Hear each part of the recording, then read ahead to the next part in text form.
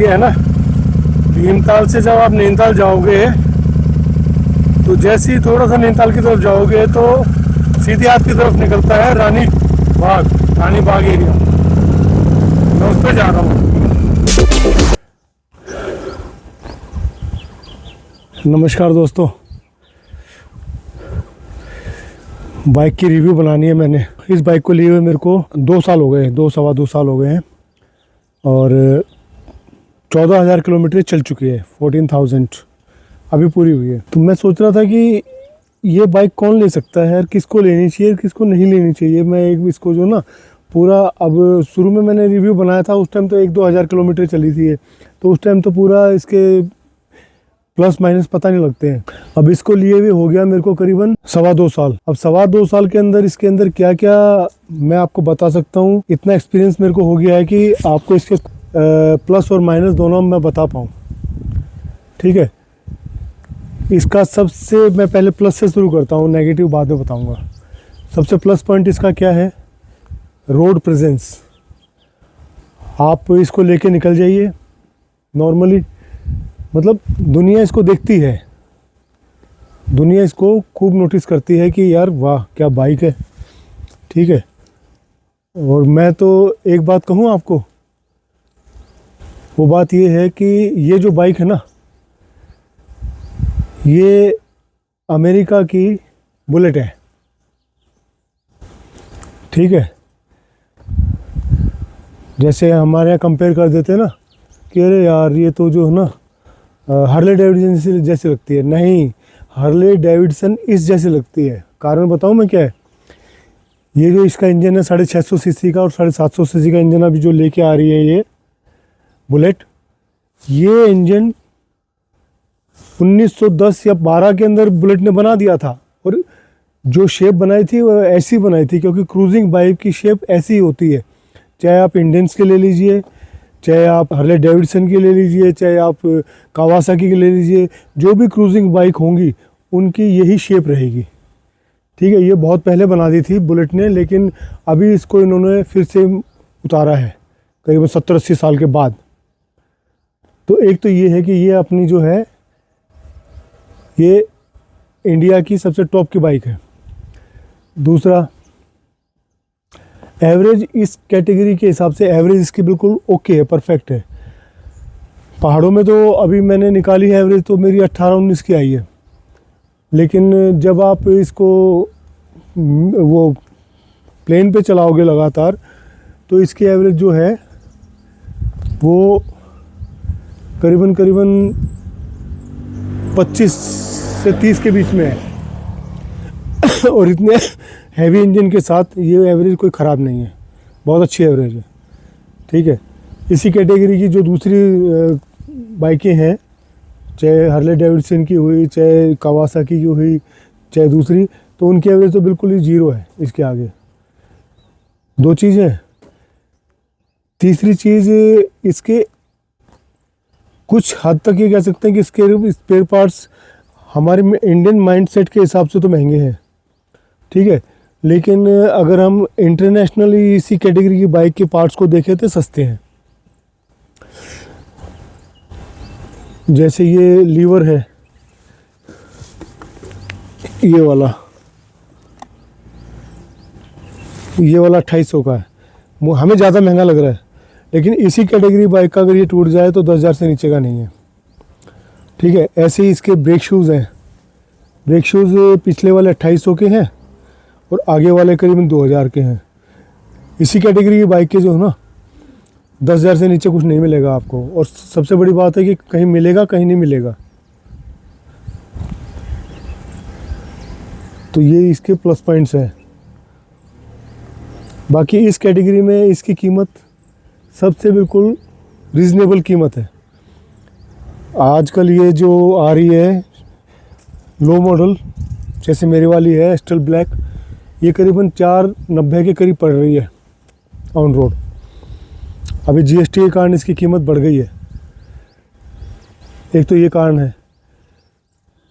ठीक है, तो इसी कैटेगरी की बाइक जो जैसे आप कावासाकी की 750 है, उसकी हार्ले डेविडसन 750 है, वो 10 से 12 लाख से नीचे नहीं आती है। सेम चीज़ है, बिल्कुल सेम। तीसरा इसके अंदर ये है कि एडवांटेज क्या है इसकी, आपके पैर यहाँ पे हैं, यहाँ पे है ना। आप जब चलते हो तो इसके इंजन की हीट आपके पैरों के पीछे रह जाती है। गर्मी में साइलेंसर तो सारे गर्म हो जाते हैं, लेकिन आप जब हाईवे पे इसको चलाओगे तो हीट पीछे चली जाएगी, आपके पैर आगे होंगे, पैरों के ऊपर हीट नहीं आएगी। ये इसका एडवांटेज है। ठीक है, तो ये कई एडवांटेज मैंने आपको गिना दिए। अब इसके मैं 14,000 किलोमीटर मैंने चलाई है, तो इसका एक्सपीरियंस बता दूं मैं आपको। पिछला ब्रेक शू 5,000 पे डलवाया था, एक अब डलवाया है, 2 डलवाए हैं। ठीक है, और इसके अंदर क्या कहानी है, जो अपनी मीटियोर होती है ना, मीटियोर का जो अगले वाला ब्रेक शू है वो इसके पीछे वाले फिट बैठ जाता है आगे, वो आता है 300 रुपये का। मैंने इसके अंदर अभी वो पहले भी और अब भी वही 300 रुपये वाला डलवाया है। देख लीजिए, 5,000 पे डलवाया था, 14,000 चल गया। अब ये दूसरा मैंने डलवाया है, ये 20,000 तक चल जाएगा। ठीक है, ब्रेक शू आगे वाला है, ये मैंने अभी करोल बाग से डलवाया था, ये करीबन 2,000 का आता है ब्रेक शू के अंदर। आगे वाले के अंदर कोई, लेकिन आगे वाला जब पीछे वाला जब 2 बार घिस जाएगा ना, तब आगे वाला कहीं 1 बार घिसता है, ये फ़र्क है। ठीक है जी, एक तो ये है। दूसरा इसकी लो ग्राउंड क्लियरेंस। ठीक है, ये गांव में गलियों में उनके लिए नहीं है। मैं बहुत कोशिश करता हूँ नहीं लगे, लेकिन फिर भी कहीं ना कहीं ये लग जाती है। तो इसकी तो एक माइनस पॉइंट तो ये ग्राउंड क्लियरेंस हो गया। ठीक है, दूसरा इसके ब्रेक शू जल्दी घिसते हैं। तीसरा इसका चेन, अभी ये चेन सिस्टम मैंने इसका बदलवाया है। ये चेन सिस्टम सारा ये मैंने नया लगवाया है, आपने वीडियो में देखा होगा, या फिर अभी बता दूंगा मैं। ये चेन सिस्टम जो है, ये है करीबन मेरे को पड़ा था 3,000 का, मोटा मोटी 3,000 का ये पड़ा था। तो ठीक ही है, इतनी हैवी बाइक के हिसाब से कोई वो नहीं है, लेकिन 12-13 हज़ार किलोमीटर से ज़्यादा चलता नहीं है इसका चेन सिस्टम, ये तो क्लियर है। और एक ये हैवी बहुत है, खासकर जैसे मेरे को चलाने में तो आसान रहती ही है, लेकिन ये मोड़ने में इसमें बड़ी हैवी होती है, तो काफ़ी वज़न हो जाता है इसके अंदर। हमारी एज वाला आदमी शायद इसको कम हैंडल कर पाए, और ख़ासकर ये पहाड़ों में जब चलती है ऐसे, जो मोड़ है ना, मोड़ पे मेरे को बहुत ध्यान से इसको बड़ा लंबी कटाई करके करना पड़ता है। इसकी जो ना कटाई भी बहुत कम है, हैंडल बहुत कम उड़ता है इसका। ठीक है, तो ये हैंडल करने में ना बड़ी मेहनत करनी पड़ती है इसको। तो इसीलिए हम मेरी उम्र के हिसाब से, या फिर कहते हैं सभी की कंप्लेंट है यार काफ़ी हैवी है, तो हम लोग पहाड़ों में चलाने में थोड़ा सा इसको दिक्कत आती है।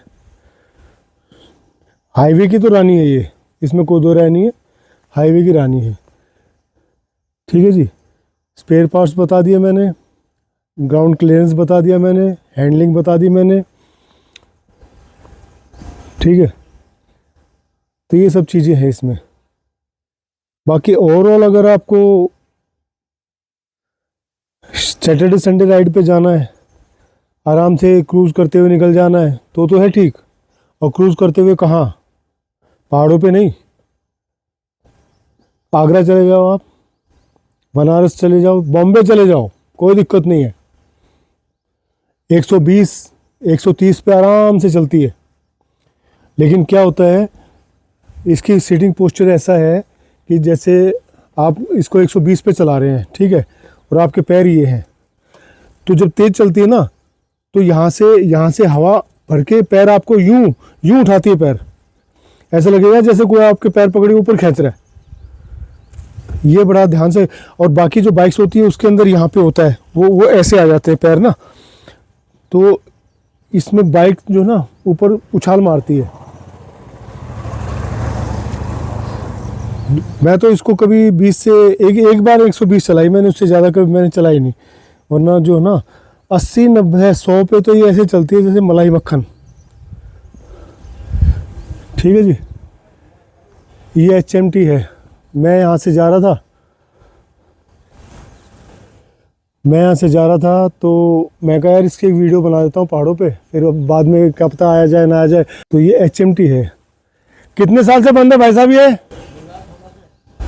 2016 से। पहले घड़ी बनती थी यहाँ? ये 2016 में बंद हो गई थी। यहाँ पे घड़ियाँ बनती थी। रानी बाग एरिया है ये, हल्द्वानी से के बाद। HMT वॉचेस लिमिटेड, रानी बाग। तो ये इसके ओवरऑल जो है मैंने आपको बता दिया, ये इसकी सारी कहानी है। लेना चाहो तो कभी कभी राइड के लिए इसको ले लो। अगर आप ये सोचो मैं इस पर ऑफिस भी कर लूँगा, वो नहीं हो पाएगा ऐसे। बाकी बाइक की ये सारी कहानी है। आप लोग अपने रिव्यूज़ बता दीजिएगा कमेंट बॉक्स में आके। चलिए मिलते हैं किसी अगली वीडियो में, तब तक के लिए जय श्री राम।